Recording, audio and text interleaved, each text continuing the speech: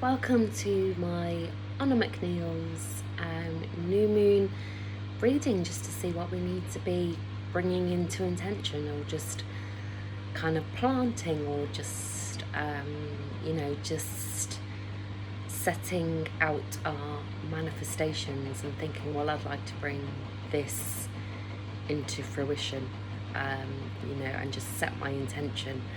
The new moon is in Cancer, the sun's in Cancer, so it's a very good time for setting intentions around the emotions. I'd like to be more emotionally balanced, I'd like to be more emotionally stable, I'd like to be more emotionally insightful, I'd like to have more emotional intelligence. It's all, kind of very good time for that, and in some ways it should be all around that, really, because it's just a good time for an emotional new start. I think a lot of us need that. There's always so much. Ever since the coronavirus, there has been a lot of intensity worldwide, and it just seems to be one disaster after another. So needs, with climate change and war, and corruption, because it's been very Pluto and Capricorn. We've seen over the past 10 years a lot of as in the planet Pluto in the sign of Capricorn, we've seen a lot of corruption. A lot of people that were in authority have just turned out not to be trustworthy. So it's been intense, but I almost feel like, because Pluto's moving into Aquarius, so I kind of feel like, how do I think it's, well, soon in September, I think, possibly. Correct me if I'm wrong. I'm probably but I think it's all about how do we respond to that individually when Pluto moves into Aquarius, and how can I set respond to it emotionally, and have a new emotional beginning, after a cycle of kind of just putting it out there, and just being just involved in the world, or not involved in the world, just kind of just not really kind of not really putting yourself out there, so much in a I'm not intelligent enough to say this, but I will try.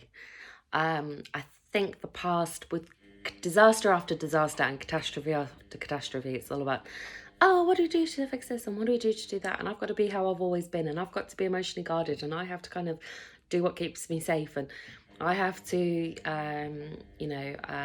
just kind of fortify my citadel, really, and there's no room for an emotional new start. I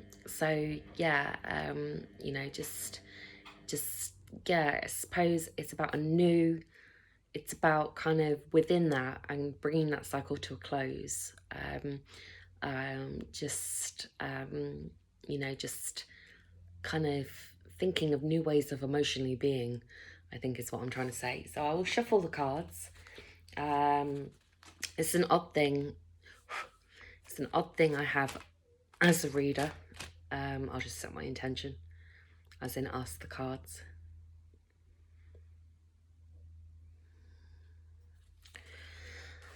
It's an odd thing, but I don't, if the backs aren't reversible, I don't read them in reverse. I don't know why. I just think, the cards didn't come that way.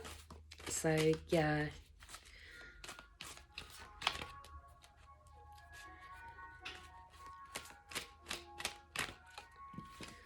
No, that was shuffling laziness, so I'm not going to... No, do you know what? I will. Shuffling laziness. That card dropped out.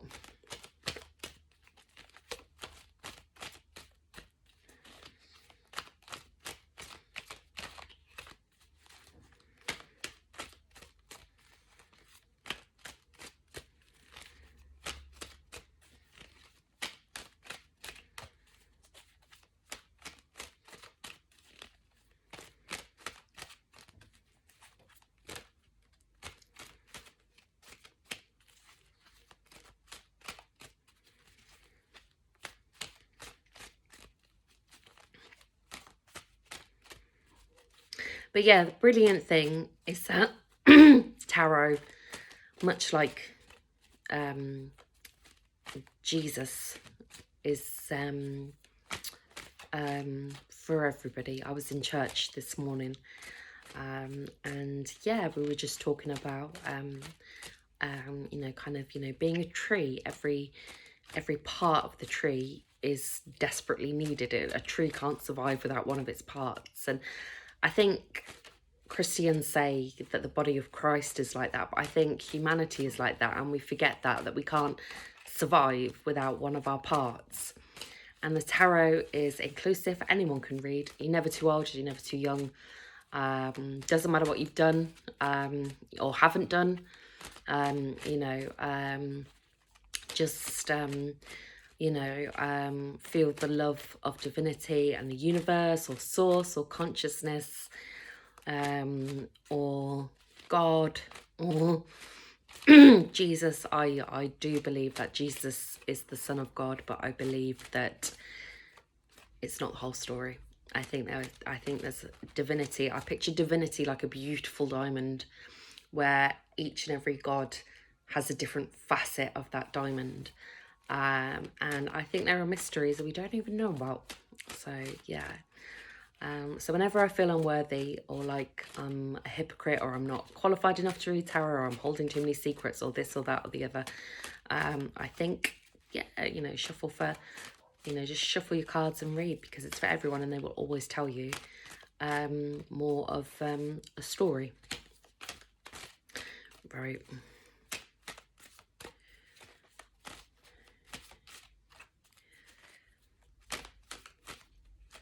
Okay.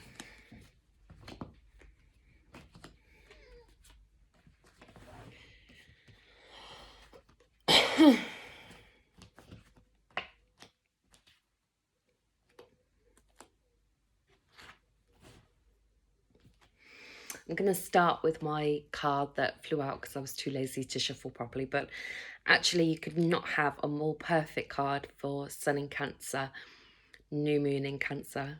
No, or possibly Sun in Cancer, Full Moon in Cancer. But the New Moon, you know, it's Queen of Cups. You know, it's all about unconditional love and the subconscious, and just being in that beautiful flow and feeling that harmony and self-love and love for all beings. And you know, it's beautiful. It's a card of unconditional love, and I think it's absolutely beautiful. So be soft, be gentle, be kind, be receptive. Don't be hard. You know, really feel, man or woman, just, you know, get back to emotional basics and just start feeling the love. So yeah, very positive and happy time. The sun, it is summer, but you know, happiness and cheeriness and positivity, getting back to it. And also that, what I was saying about kind of, you know, living in the world, that childlike innocence, you know, the little child on the horse, you know, that is precious. And if you don't have those memories as a child, if your childhood was one way or the other, you know, everyone should have a sense of innocence, should have a sense of innocence about themselves and about the world. You know, Jesus said, be, you know,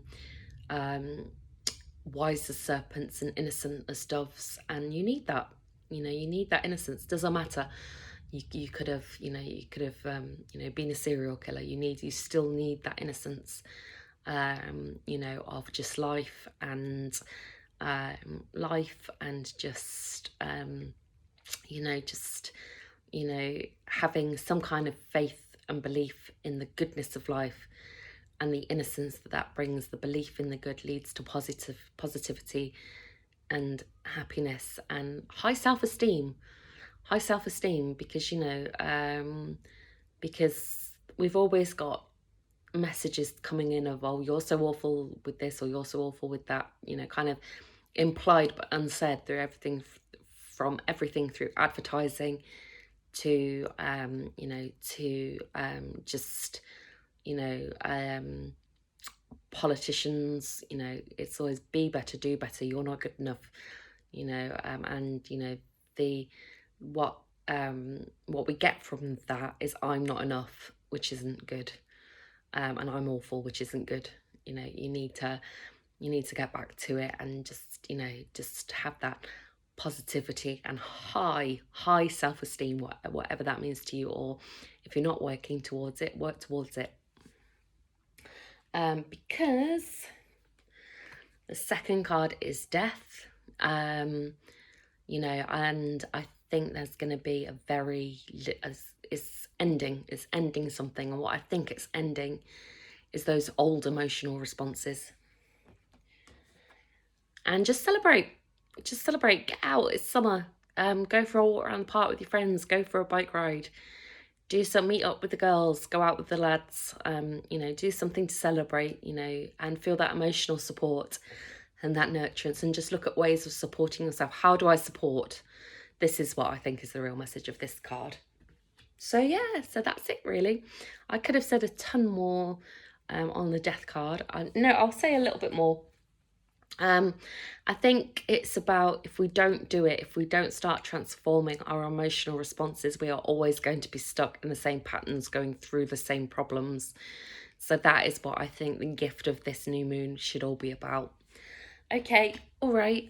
Well, thank you if you have tuned in. Thank you if you have listened. And yeah, I hope you feel real positivity, setting your goals into bringing your goals from there, heavenly plane, to here, earthly plane, and just, you know, have the motivation. Okay, bye.